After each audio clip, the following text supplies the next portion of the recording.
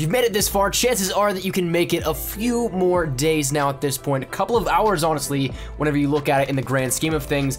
Just over 24 hours from now, we'll be able to play Call of Duty World War II together. Everybody will have the available copies to them, and we can all grind it out and everything like that. But with everything, once again, being live as of right now for those people that have physical copies on Xbox One and on PlayStation 4, and that have been able to play the game online, all that kind of stuff, a lot of information is coming out. Some stuff we've talked about, some things that we have not. So in this one today, I want to focus on 8 different things that we either had no information on previously up until this point, or some things that maybe we got a little bit more clarity on for how things will work here at this one as well too. So we're gonna be going a little bit into some more spoiler realms here with this, but nothing too major. But one thing that I can say, if you guys are looking forward to having a lot of things detailed in extreme depth, is that starting tomorrow, I'll actually have a bunch of Call of Duty World War II stuff here for this up on the channel. So that said, spoilers, everything like that, tutorials, tips, tricks,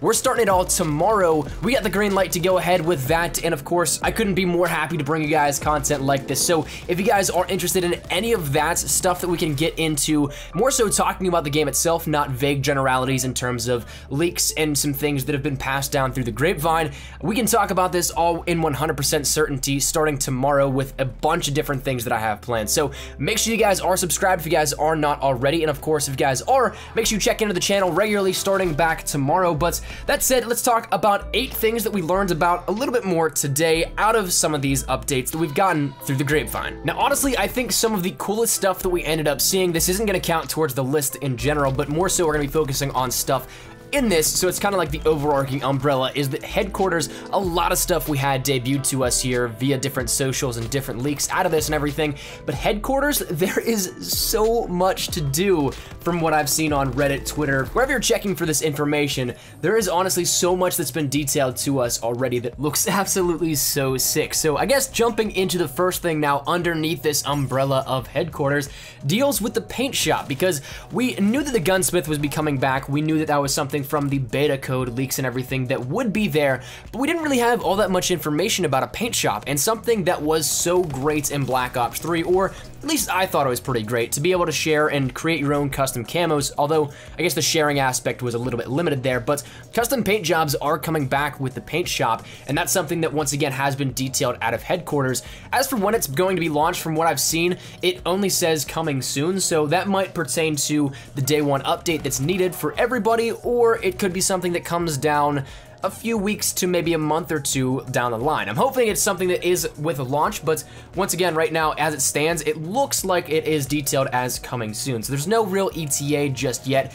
I'm once again hopeful and kind of guessing it's gonna be just added in with that day 1 update. But that moves us into another very similar thing, that being emblems. Custom emblems have been a thing in Call of Duty for quite some time, and especially with everything that has come out of the more so customization factor of Call of Duty in recent years, it's become more so a way that players can express themselves a little bit further. And this one is something that, once again, out of some Reddit posts and everything like that, were detailed quite a bit further as well too. Once again, with that coming soon nature to it, we again don't know the ETA on that, but one thing that was very cool was the ability to upload and share these, which I'm really hoping is something that kind of goes across the board with these sorts of user-created customization options, because if we could have, say, paint shop camos that people create and then people can download and put on their weapons, that would be an entirely insane new level of customization within Call of Duty. And while it's something that probably won't happen at that point, I think it's been attempted before and there were some legal aspects that really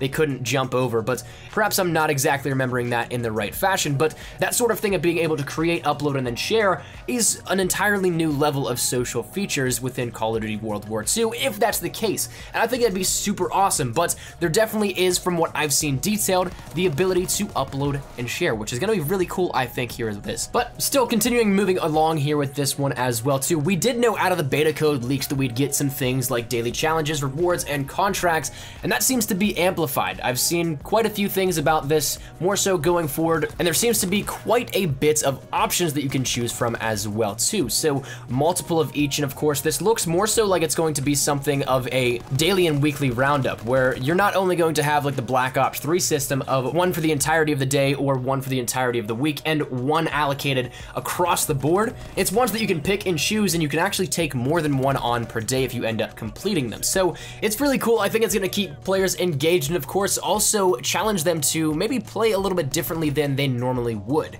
by maybe, say, expanding their horizons into different game modes, into different objectives for what they have to do, maybe in kills objectively, other stuff like that. It's just gonna be nice to see, I think, and it's going to, once again, as of course, keep the players as engaged as possible. Now, the next thing that this leads into then as well too, because if we're talking contracts and different daily orders and things like that, supply drops are definitely gonna be something on people's minds, right?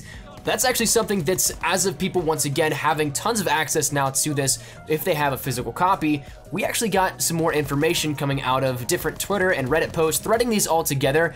It looks like something we can definitely get behind. There's actually no keys. The system is completely changed around, apparently. And it seems like for the better, and that's something that I can totally get behind. Instead of earning keys and everything like that, from what I've seen detailed to me, it's something in which you have to complete these different daily rewards, contracts, challenges to get these sort of supply drops. Then of course also players can get rewarded random drops at the end of games, very similar to how CSGO does it in terms of who gets a case at the very end. Of course, it's not like CSGO in the fact that you have to buy a key to open it, but in that sense, it's something that it's more randomized. It's not something that has to take tons of grinding just to get the very most minimalistic versions of a supply drop. It's something where it seems a lot better, a lot easier to obtain, and of course right now with everything being cosmetic only, that's something that of course I think we can all get behind as well too. Now, the next thing I want to talk about actually deals with, apparently there is still no nuke, but Michael Condrey took to Twitter yesterday and ended up saying something about the topic and the notion that people immediately think that we're going to have a nuke in World War II, to which he ended up saying essentially that if there's a nuke, there's going to be something that's going to take a lot more than just what we know of thus far. The actual tweet saying if, and if I say if, we were to design a hidden streak in hashtag COD World War II, it would take much more work than a nuke.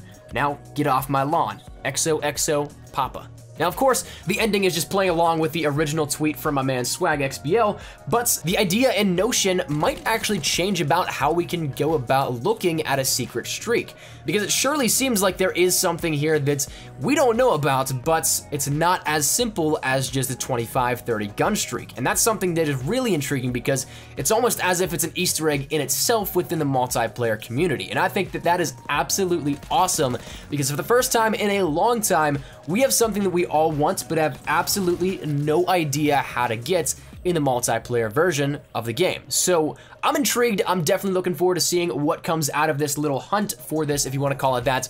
But for right now, we don't have any more information other than that. Now, the final thing that I want to mention out of this, once again, umbrella of headquarters deals with collections. We had this, once again, all the way back since the beta and the PC beta game files there within that we were able to take a look at via data mining and all that. And so for a while, we've had the idea that we'd have collections within World War II, and that is exactly what I've seen thus far. Once again, bunch of people over on Reddit and Twitter and everything like that also have shared this around, and you can probably check it out for yourselves. I don't have exact links because the ones that do go up usually get taken down, but nonetheless, the collection system is returning, and it is laid out just like Modern Warfare Remastered, which I think is very well done. And as it stands right now, the highest things that you can get are variants as rewards, but of course that is very well subject to change probably in time. I'm sure that we all know how Modern Warfare Remastered worked out, in which we ended up getting actual DLC weapons there within, but once again, I still think the collection system, though, is a nice way to put this, simply because you end up having the ability to chip away at whatever you want, and the weapons themselves are not locked behind the certain RNG luck of just getting them, like Black Ops 3. So I like that. There's definitely going to be a nice positive here with that, I think, but moving over into the final two things that I want to mention is that we actually got some different things mentioned out of some updates, once again, coming from people that do have the game early and the ability to play a couple of gameplay adjustments. The first one being some weapon adjustments in particular. The one that I've seen a lot of people mention, and I got tweeted this a bunch of times actually, and I checked it out in the trailer and everything like that, so I'm guessing it's still in line with this, is the fact that the MP40 has a faster firing rate of fire than that it did in E3, which I know this stretches back for a long while for people, and a lot of people might not even know about this because they may not have been at E3 to get hands-on footage with it and therefore wouldn't notice themselves, but the rate of fire has been adjusted. I've seen some things mentioned about the MG15 as well too, but that said, that's really all word of mouth. There wasn't really any testing from what I've seen done, but some weapons are bound to be changed around, and of course, even when we talk about some changes, there are still those old hit marker sounds, so it doesn't surprise me that not everything is exactly how we left it at the end of the PC beta. Now, the final thing that I want to mention, once again, coming back to different gameplay things that have been changed around, is that apparently it's back down to 50 points per kill in Domination, which is something that, if you guys remember, back in the console betas, it was something that started out as 50, moved up to 100, and it was kind of this big discussion point between the community and the developers of Sledgehammer, in which they didn't know which one would be the best for balancing gameplay. So I guess we'll see in time if it's something that is adjusted at the launch, but right now, as it stands, from what I've seen on Reddit and Twitter and everything like that, it is still 50 points per kill. But that said, that is where we're gonna wrap this up here. Once again, just a little bit of an update, recap sort of thing, if you want to put it that way, because while there is, once again, still a ton of people able to play the game right now, we're still a little bit of time away from the launch, and we're getting very, very, very close. So hang in there. I promise it is gonna go by sooner than you think. I know it might not seem like that because I feel like this last week has definitely dragged on, but nonetheless, we are so close. Make sure that you guys stick it right here on the channel, though, if you guys want to stay up to date with everything. We're going to be continuing to give you guys all the information and coverage you guys need for tips, tricks, leaks, news, anything, whatever it may be. We're going to be doing it right here up on the channel. So make sure you guys hit that subscribe button if you guys have not done so already. And make sure you guys stick it right here to the channel as well tomorrow, because I will have some stuff you guys definitely want to check out for that one. So hopefully you guys enjoyed, and if you guys did, make sure you drop a like down below. Drop your thoughts down there in the comment section down below. Can you guys finish out the final portion of this wait, or are you guys just too anxious? Love to get your thoughts and feedback down there in the comment section down below. Once again, if you guys are new to the channel, make sure you guys subscribe so you don't miss a single thing with Call of Duty World War II. And if you guys want to follow me over on Twitter, that is the best place to get connected with me outside of YouTube. I practically live on Twitter, so if you guys want to strike up a conversation, ask me a question, whatever it may be, link is down there in the description below.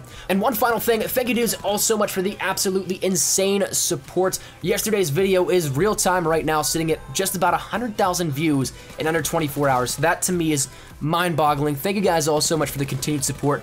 Truly, truly, from the bottom of my heart, do appreciate it, and you guys. So thank you dudes all so much. I will see you guys in the next one. Take care. Mine has been Espresso, and peace.